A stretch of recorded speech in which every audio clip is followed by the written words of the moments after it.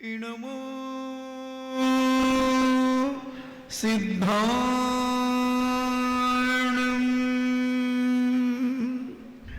इणमो आयर्याणम्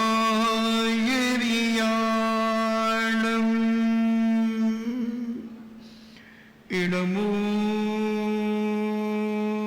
लोये सब्बे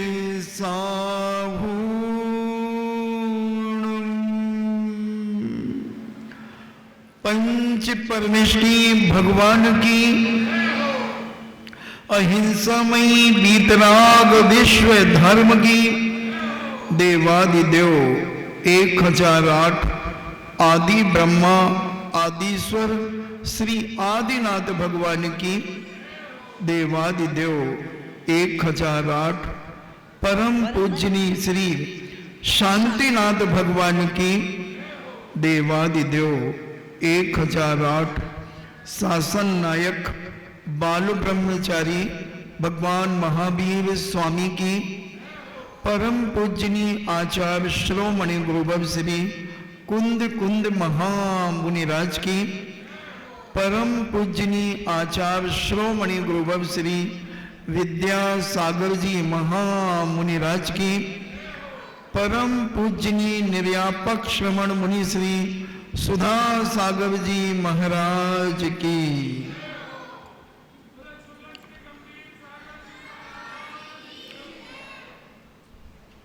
चर्चा चल रही है। एक शक्तिशाली व्यक्तित्व अपने प्रभाव से एक जैन कन्या को प्राप्त करना चाहता है। पिता बड़ा चिंतित है क्योंकि उसका संदेशा पिता के पास आया है कि तुम्हारी बेटी जो सुबंधु है उससे मैं पाणी ग्रहण करना चाहता हूं, उसे मैं अपना जीवन साथी बनाना चाहता हूं। दासियों के द्वारा खबर पहुंचती है।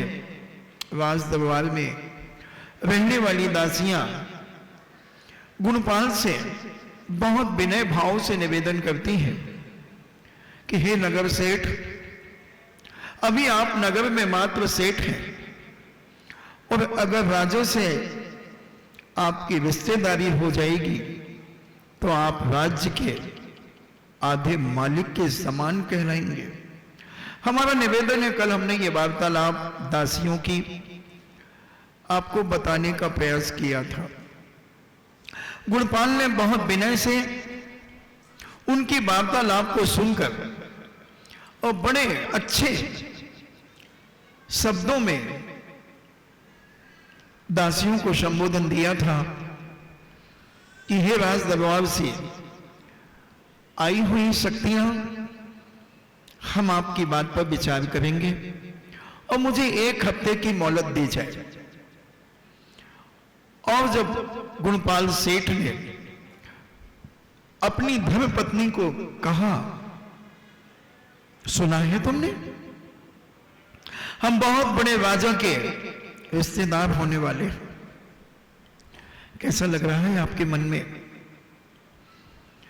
धनश्री कहती है, आप नशे में तो नहीं है? आपने कोई भांग का गोला तो नहीं खा लिया है? आपने कोई ऐसा नशा धतूरा तो नहीं पी लिया है? आप इतने बड़े धर्मात्मा हैं और मुझे क्या कहने आए हैं, क्या बताना चाहते हैं कि बहुत बड़े जगह से रिश्ता आया है मेरी बेटी का? बड़ी जगह क्या होती है श्रीमान जी? बड़ा क्या होता है श्रीमान जी? धर्म से बड़ा दुनिया में कोई चीज नहीं होती। थोड़ा सा विवेक से काम करें। आप मुझे बहुत इमोशनल लग रहे हैं, बहुत भावुक लग रहे हैं। शायद आपके दिमाग में और दिल में केवल पैसा को ही महत्व है।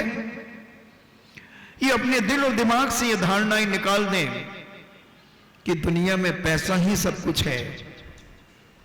श्रीमान जी, पैसा के साथ साथ धन के साथ साथ धर्म का भी महत्व होता है, और धर्म का सबसे बड़ा महत्व है सेठ जी, श्रीमान जी, आपके पास पैसे की कोई कमी नहीं है, फिर आपको क्या दिख रहा है?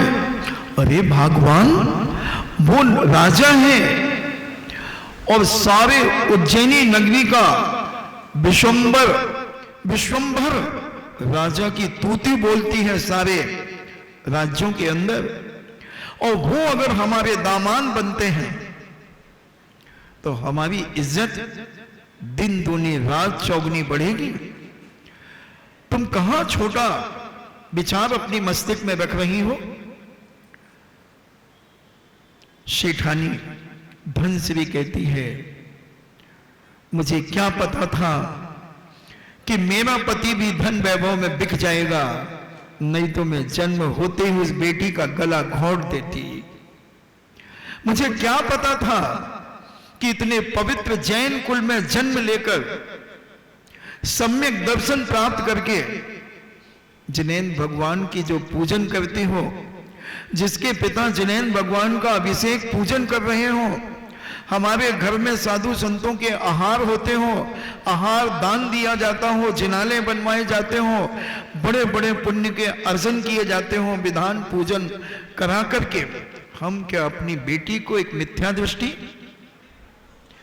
एक दुराचारी जिसका कोई धर्म नहीं होता, ऐसे विधर्मी के लिए क्या हम अपनी बेटी दे सकते हैं? असंभव, असंभव, असंभव। गर्भवती नारी धनश्री ये घोषणा करती है अपने पति के सामने, अपने पति को संबोधन देती है कि अभी भी कुछ नहीं बिगड़ा, मिथ्यास से बड़ा हत्या का पाप नहीं है, मगर दुनिया में जो सबसे बड़ा पाप अगर कोई है, मिथ्यात, इसे आज हम भगवान महावीर स्वामी के नाम से जानते हैं। और दिगंबर जैन धर्म 24 में तीर्थंकर के नाम से उनकी श्रद्धा और आस्था और विश्वास के साथ उनकी भक्ति और पूजन करता है, उनका अभिषेक करता है।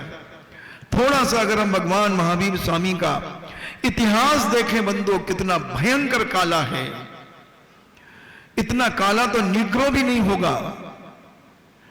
दुनिया में बहुत से देशों में लोग काले हैं, मगर महावीर स्वामी का पूर्व का इतिहास इतना काला है, इतना काला है बंधुओं, कि मेरी जिह्वा उसका बखान नहीं कर सकती।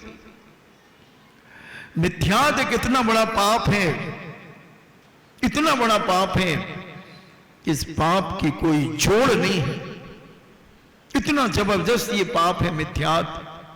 और आप अपनी बेटी को, जिसको हमने नाजों से पाला है, जिसमें को हमने संस्कार दिए हैं, गर्भ में 9 महीने मैंने संस्कार दिए, और जन्म के बाद 8 साल के बाद हमने जो जिनेंद्र भगवान का पूजन उससे कराया, और बड़े अल्लाद के साथ उस पूजन करती है, उस बेटी को हम एक पैसे के लालच में, एक चमड़ी और दमड़ी के लोभ में हम अपनी बेटी को एक विधर्मी को दे दूं? सेठ जी, अब कहा तो कहा, इसके बाद कभी ये बात मत कहना, मत कहना। और वो एकदम भावुक हो गई। पति कहता है, तुम समझ नहीं रही हो, जानती हो राज दरबार में हमारा क्या स्थान होगा, राज दरबार में हमें क्या आदर और सम्मान मिलेगा, और सारे जगह में हमारी वाह वाह होगी, एक एक व्यक्ति हमें आदर और सम्मान की दृष्टि से देखेगा, पूरे राज्य के अंदर कोई हमारा विरोधी नहीं होगा। क्योंकि जब इतनी बड़ी राज सरकार से, यानी राजा से हमारा संबंध होने के बाद कौन हमारे विरोध में खड़ा होगा? मैंने कल कहा था कि जिस व्यक्ति की डायरेक्टर आदित्यनाथ योगी से अगर जिसका थैंक यू वेरी मच होता हो, प्रतिदिन नमस्कार होता हो, बाजू में जैसे बिठाला जाता हो, उस व्यक्ति से क्या कोई पंगा यूपी में ले सकता है? कब जैसे भी खड़ी हो जाए उसके घर के सामने, कब उसकी कुंडली खोल दी जाए, कब उसके ऊपर इनकम टैक्स का छापा पड़ जाए, कब दबंगता 2 सेकंड में कब दबंगता समाप्त कर दी जाए, तो राजा से जिसका संबंध हो जाएगा पगली, उसका जीवन ही क्या अलौकिक होगा। थोड़ा सा विचार करो, भावुक मत हो। धर्म धर्म लगा करके क्या करोगी? धर्म क्या करेगा? धन के सामने धर्म की क्या कीमत है? कौन कह रहा है? वो व्यक्ति जो जिनेंद्र भगवान का प्रतिदिन अभिषेक करता है, जिनेंद्र भगवान का प्रतिदिन पूजन करता है, जिनेंद्र भगवान की वाणी का प्रतिदिन स्वाध्याय करता है, जिनेंद्र भगवान के बताए हुए मार्ग पर अपना हर कदम रखता है, मगर आज उसे क्या हो गया है कि अपनी एक बेटी के लिए एक विधर्मी का हाथ लेने को तैयार है। ये धन से भी विचार कर रही है। इतने धर्मात्मा मेरे पति कि बिना मंदिर के कभी पानी नहीं पीते और अपनी बेटी को ऐसी जगह भेज देंगे जहां मंदिर का कोई प्रावधान ही नहीं है, कोई व्यवस्था ही नहीं है। केवल एक जैन दर्शन है दुनिया के अंदर बंधुओं, जिसमें अभिषेक, पूजन और जिनेंद्र भगवान के दर्शन की बात कही गई। दुनिया के कोई दर्शन में नियम नहीं है जो भारतीय दर्शन है। पाश्चात्य दर्शनों की बात मैं बाद में करूंगा। भारतीय दर्शन वो कौन है जिनके इष्ट का जन्म भारत में हुआ है और जिनका मरण या निर्माण भारत में हुआ, वो भारतीय दर्शन कहलाते हैं।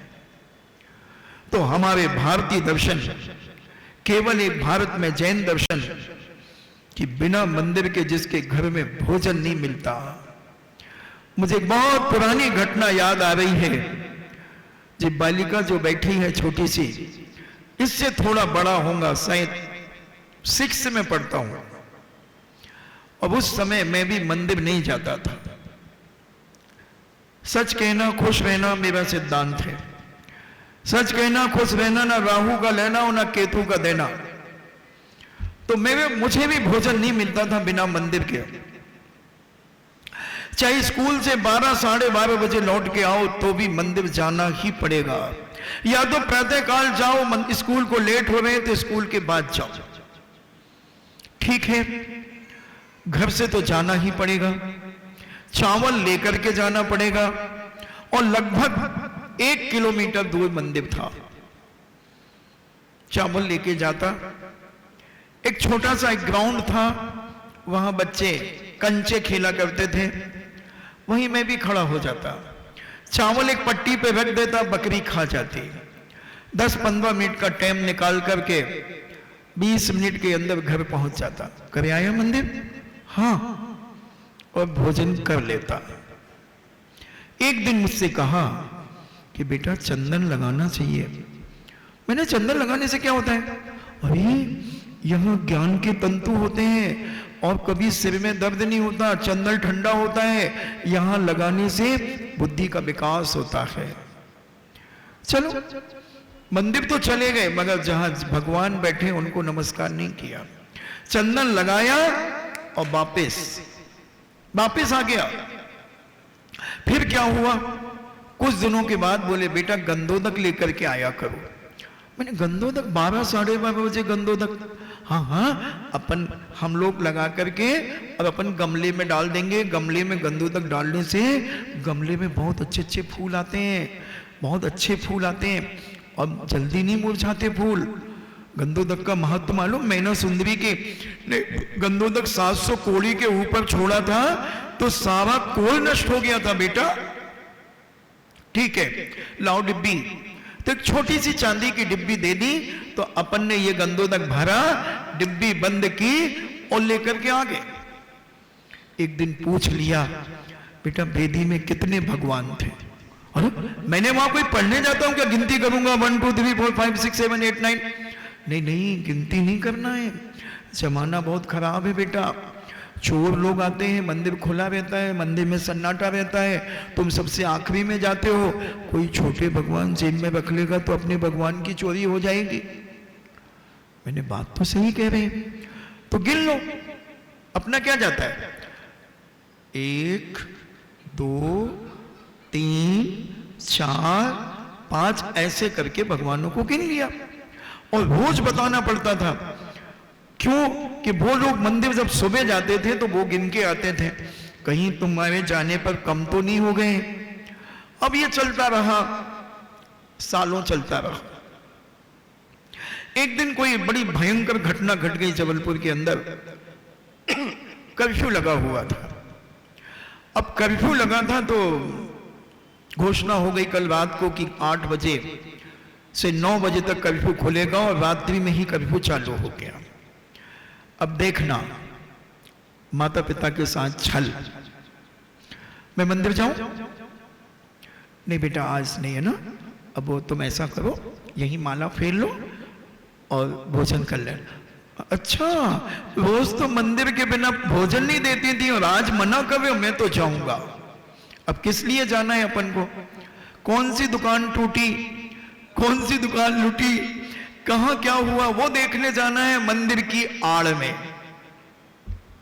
निकल गए। देखो 9 बजे के पहले आ जाना। हाँ हाँ आ जाऊंगा। कहां पता लगता है हुड़दंग में कि कब समय हो गया। और मंदिर गए नहीं, सीधे चावल मगर जरूर थे मेरे जेब में। चावल को मैंने जेब में रख लिया और दोस्तों के साथ पूरा फुआरा, कमानिया आदि, श्याम टाकी सारा एरिया घूम घाम के आ गए और रास्ते में लाहिरियों की आवाज आने लगी। अब भागे तो सबके घर तो मंदिरों के आसपास थे, वो सब अपने अपने घर चले गए और मैं दौड़ करके मंदिर तक पहुंचा तो माली मंदिर का ताला लगा रहा था। मैंने कहा भैया मुझे दर्शन कर लेने दे, बिना मंदिर के भोजन नहीं मिलता मेरे घर में। बोले नहीं, मंदिर तो बंद हो गया। इतने में एक लाहिरी आकर के मंदिर के सामने खड़ी हो गई। मैं भागा। मंदिर के बाजू में एक बहुत बड़ा बाड़ा था जहां 25-50 परिवार उसके अंदर रहते थे। मैं भागा तो सबने अपने अपने दरवाजे बंद कर लिए। अब मैंने कहा क्या करूं?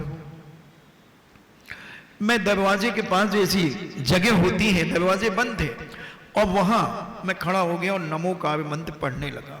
मुझे मालूम था कि सारे विश्वों का मंत्र, सारे विश्व में जितने मंत्र हैं उन सब का जनक है। नमोकार मंत्र में 84 लाख मंत्र गर्भित हैं। दुनिया में जितने भी मंत्र हैं, जितने भी, वो सब उसमें गर्भित है। मैंने उसे मन में पढ़ना शुरू कर दिया। एक 3 फूल टियाई घुसा, उस बाड़े के अंदर घुस गया। मैं जीने के ऊपर से देख रहा हूं। मैंने कहा बेटा पीठ मजबूत कर ले, पुलिस अब चमड़ी उधेड़ देगी। मगर मुझे विश्वास था कि मेरा मंत्र मुझे बचाएगा और मैं मंत्र पढ़ता गया। वह जीने के ऊपर चढ़ा। मिस्टर क्या कर रहे थे? मैंने जेब में हाथ डाला। मैंने कहा सर मैं जैन हूं और मेरे माता पिता मुझे बिना मंदिर का भोजन नहीं देते हैं। हाँ चलिए नीचे। अब उसने मुझे छुआ भी नहीं, नीचे ले गया। बोले बैठो लाहिरी में। बड़ी लाहिरी चलती थी, जाली लगी होती थी। मैंने कहा सर मुझे घर जाने दो। इसमें बैठो।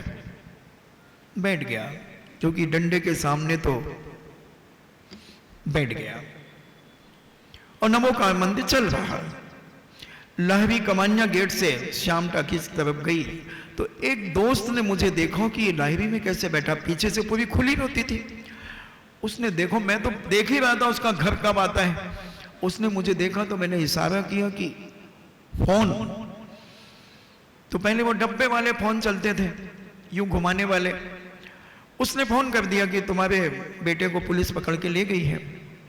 वहां से फोन हुआ थाने में। घूम घाम के 1 घंटे बाद थाने पहुंचे तो एक बच्चा पकड़ा गया। वो अपने पिता का पान लेने के लिए गया था, 10-12 साल का होगा। उसको भी पकड़ा। बस हम पहली खेप में हम 2 और हमारा कोई नहीं। आप तो कहते हम 2 और हमारे 2, मगर हम 2। और बस बिठा दिया। मेरा नाम लिखा गया, कोष्टक में लिखा चावल वाला। ठीक है, अब मैं नमो का मंत्र पढ़ रहा हूं। उसके बाद जब दूसरी और तीसरी खेप भर भर के आई और क्या फुटबॉल बनाया है पुलिस ने। बीच में पकड़ करके होम गार्ड ने एक लात यहां से एक लात यहां से, साला कर्फ्यू में घूमता है, ये करता है वो करता है, भयंकर। मैं तो नमोकार मंत्र, नमो अभियंताणम, नमो सिद्धाणम, नमो आयवियाणम। अब एक मटका रखा था, उसी में पानी डाला जा रहा था। एक मटका रखा था, उसी में बाल्टी से कोई पुलिस वाला पानी डाल देता, और जो आ रहे थे वो मटके में लेकर के और पानी पी रहे थे। मैंने गर्व से कहा कि मैं जैन हूं, मैं एक बूंद भी यहां का पानी नहीं पीऊंगा, चाहे मैं प्यासा मर जाऊं। कुछ नहीं मिला, भोजन के लिए पैकेट आ गए, मैंने वो पैकेट भी नहीं लिया, क्योंकि दिल में दिमाग में था मंदिर नहीं गया, और फिर इनका खाऊंगा, इतना गिरा हुआ नहीं हूं। शाम को 5:30 पौने 6 बज गए, एक बूंद पानी नहीं पिया।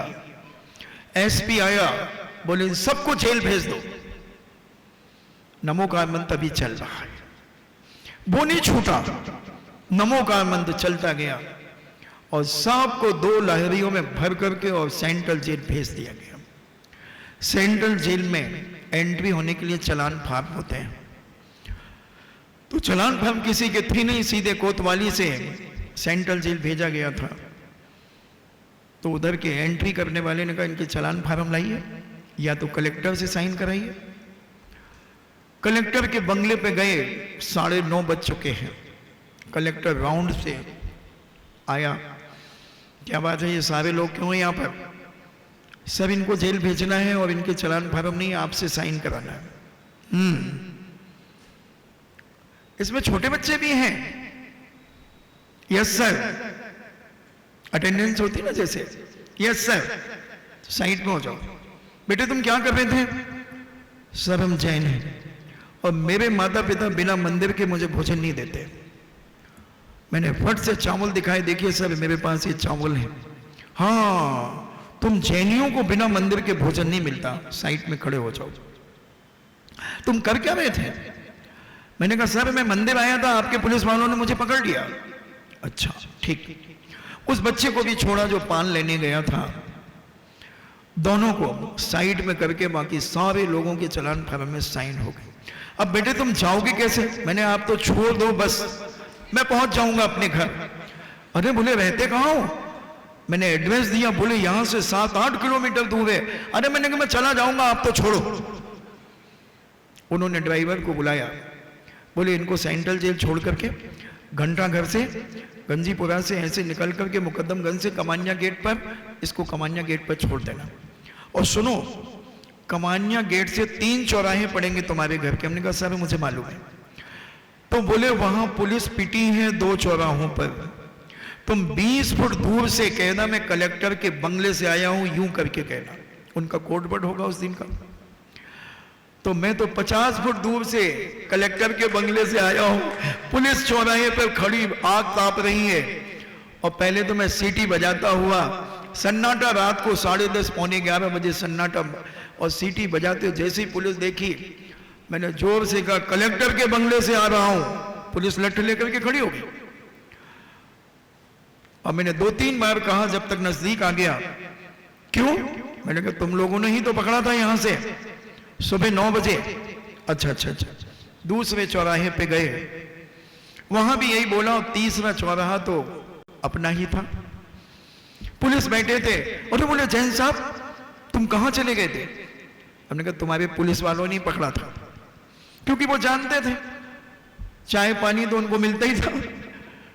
और 11 बज गए, बैल बजाई, दरवाजा खुला, सारे लोग बैठे हुए थे उदास।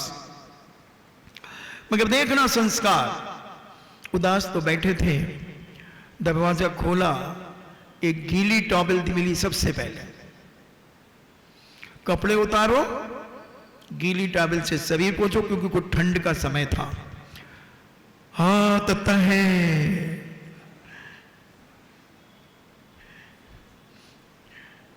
और कुछ ठंड का समय था, तो गीली टॉवल मिली, शरीर पोंछो, कपड़े पानी में डोबो, धोना बाद में टांग दो खूंटी के ऊपर। टांग दिए। अपराधी थे, बाहर तो इतना बोल लिया, पुलिस वालों से इतना बोल लिया, मगर उनके सामने नहीं बोल सके। नीचे सिर करके जीना चढ़े, ऊपर पहुंचे। सब लोग बैठे थे वहीं किनारे का अपराधी से बैठ गए नजर को नीचे करके। 11 सवा 11 बज गए। पूछा कुछ खाया? मैंने खाया? पिया तक नहीं मैंने, तो एक बूंद पानी भी मैंने छुआ नहीं। उन सब की आंखों में आंसू झलझला गए। मैंने कहा ये सब नमोकार मंत्र की शक्ति है मेरे पास। तो बोले कुछ खाओगे? मैंने देख लो, मैं तो अपने हाथ से नहीं दूंगी, वो रखा है, अगर खाना हो तो तू खा ले, मगर कोई नहीं परोसेगा तुझे। अब मैंने सोचा 11:30 बजे हैं अभी, और 8 से 9 कर्फ्यू खुलेगा, तो अभी 12-14 घंटे अभी मुझे और निकालना है, और कहीं तबीयत बिगड़ गई फिर क्या करूंगा? तो मैंने आंखों मेरी भी झलझला तो गई, मगर मैंने कहा बीमार होने की अपेक्षा, रात की तड़फन की अपेक्षा, तो मैं सच कहता हूं 4 रोटी तो खा ली, मगर बहुत गिलानी हुई। दूसरे दिन नियम ले लिया कि 7 बजे के बाद पानी नहीं पीऊंगा जिंदगी भर। तो काश अगर मेरे हाथ में चावल नहीं होते और मैं जेल चला जाता, तो जेल से कहीं डाकू तो नहीं बन जाता, मगर जेल नहीं गया तो यहां आकर के एक छोटा सा साधु बन गया। मंदिर की एक बहुत बड़ी ताकत है दोस्तों, अपने जीवन में सब कुछ करना, मगर जिनेंद्र भगवान के दर्शन पूजन कभी मत छोड़ना। काश अगर वो चावल नहीं होते तो तुम विचार कर सकते हो, क्योंकि जेल की संगति, किसी भी प्रकार के कोई ऐसे लोगों के साथ में हो जाती दोस्ती कि हो सकता है वहां से जब भी छूटता 15 दिन, 8 दिन, 2 दिन में, और कहीं दोस्ती बन जाती किसी बदमाश गैंग से, किसी असामाजिक तत्व से, तो फिर क्या होता? इसलिए मैं प्यारे नन्हे मुन्ने बच्चों से कहना चाहता हूं, बेटियों से कहना चाहता हूं, उन बहुओं से कहना चाहता हूं, उन समाज के लोगों से कहना चाहता हूं, कैसे भी हो एक बार तो कम से कम जिनालय जरूर जाओ और भगवान के दर्शन करो। पुरुष हो तो अभिषेक करो, और बेटी और स्त्री और बहू हो तो कम से कम एक पूजन जरूर करो। अगर तुम्हें अपने जीवन में भोजन का इंतजाम करना है तो एक पूजन करो, और तुम्हें नहाने का और भोजन का इंतजाम करना है तो तुम जिनेंद्र भगवान का नहन करो और एक पूजन करो। बंधु, उसका प्रभाव अलौकिक है, बड़ा अलौकिक है। पुण्य का बंध गृहस्थ क्या कर सकता है? बड़ी बड़ी तपस्याएं नहीं कर सकता, बड़े बड़े व्रत उपवास नहीं कर सकता, बड़े बड़े नियम नहीं ले सकता। तो जैनाचार्यों ने कहा कोई बात नहीं, ना मामा से काना मामा अच्छा है। तुम आरिका नहीं बन सकती, कोई बात नहीं, छुल्लिका नहीं बन सकती, कोई बात नहीं, तुम मुनि एलक छुल्लक नहीं बन सकते, कोई बात नहीं, हाँ मगर श्रावक शिरोमणि बन सकते हो, तुम श्राविका शिरोमणि बन सकती हो। घर में रह करके भी हम पंचम स्थान को प्राप्त कर सकते हैं। मात्र 12 व्रतों को लेकर, 2 प्रतिमाओं को लेकर हम पंचम स्थान और 16वें स्वर्ग तक पंचम स्थान को धारण करने वाला व्यक्ति, यानी 12 व्रतों को पालन करने वाला व्यक्ति 16वें स्वर्ग तक इस पंचम काल में भी जा सकता है। बंधु, घर में रहकर गृहस्थी भी खूब अच्छे से चलाओ, बच्चों के विवाह शादी भी खूब अच्छे से करो, कोई तकलीफ नहीं है। 5 अणुव्रत, 3 गुणव्रत और 4 शिक्षाव्रत का पालन अगर हम निर्दोष पालन करते हैं तो दुनिया की कोई ताकत, चरणान योग की अपेक्षा दुनिया की कोई ताकत हमें दुर्गति नहीं भेज सकती। बहुत बड़ी ताकत है बंधु इस जैन दर्शन के अंदर। जैन दर्शन पूर्णतः एक वैज्ञानिक दर्शन है। जहां दुनिया का साइंस समाप्त हो जाता है, वहां से जैन दर्शन स्टार्ट होता है, शुरू होता है वहां से। और ऐसा कोई भी दर्शन दुनिया के अंदर नहीं है जो जैन दर्शन का जितना महत्व दुनिया के अंदर है। बड़े बड़े साइंटिस्ट इस चीज को मानते हैं। हम विचार करें, समझने का प्रयास करें कि बिना महाराज जी मंदिर क्यों जाना, ये प्रश्न उठ सकता है। आज के पढ़े लिखे बच्चों के अंदर ये प्रश्न उठ सकता है, क्या है भगवान ना बोलते हैं, ना देखते हैं, ना कुछ करते हैं, उनके पास क्यों जाना? क्या मिलेगा भगवान से? क्या मिलेगा? जो कुछ अभी तुम्हें मिला है सब उनसे ही मिला है, बस उन्होंने तुम्हें हाथ से ऐसा दिया नहीं है। मगर जो कुछ भी जिसके पास है धर्म से ही धन मिला है, भगवान की भक्ति से ही तुम्हें सुंदर रूप मिला है। पूज्य समनभद्र स्वामी ने कहा, भक्ति सुंदर रूपम, रत्न कमंडक श्रावकाचार्य के अंदर उन्होंने कहा कि भक्ति, जो जिनेन्द्र भगवान की भक्ति करता है उसे सुंदर रूप की प्राप्ति होती है। जितने भी लोग अपने आप को सुंदर मानते हैं, कौन कौन मानता है अपने आप को सुंदर? हर व्यक्ति को अपने आप को सुंदर मानना चाहिए। किसी के कहने से कोई सुंदर नहीं होता और न किसी के सुंदर नहीं कहने पर वो असुंदर नहीं होता। चमड़ी और दमड़ी से कोई फर्क नहीं पड़ता बंधुओं। सुंदर कैसे होते हैं? सुंदरता किसे प्राप्त होती है? जो जिनेन्द्र भगवान की भक्ति और गुणानुवाद करता है, उनकी स्तुतियां करता है, उसके जीवन में सुंदरता की प्राप्ति जरूर होती है। जितने भी लोग दुनिया में हैंडसम हैं, मिस्टर वर्ल्ड की प्रतियोगिताओं में जीतते हैं, बहुत सारे लोग उनके चहेते हैं, भले उनका चरित्र ना हो। समझना बात को, मैं इनडायरेक्ट में बहुत सारी बातें कह देता हूं। जिनका चरित्र भी नहीं है, जिनका खान पान भी कुछ नहीं है, अभक्ष है, मांसाहार है, शराबी है, मगर उनके चहेते भी हैं। न जाने कितनों के जीवन खराब कर चुके हैं, मगर उनके भी चहेते हैं। तो आप समझें, निश्चित इन्होंने पूर्व जन्म में जिनेन्द्र भगवान की भक्ति की होगी। भक्ति सुंदर रूपम, चेहरे का कट ऐसे हैं कि वो आकर्षित होते हैं लोग उनसे।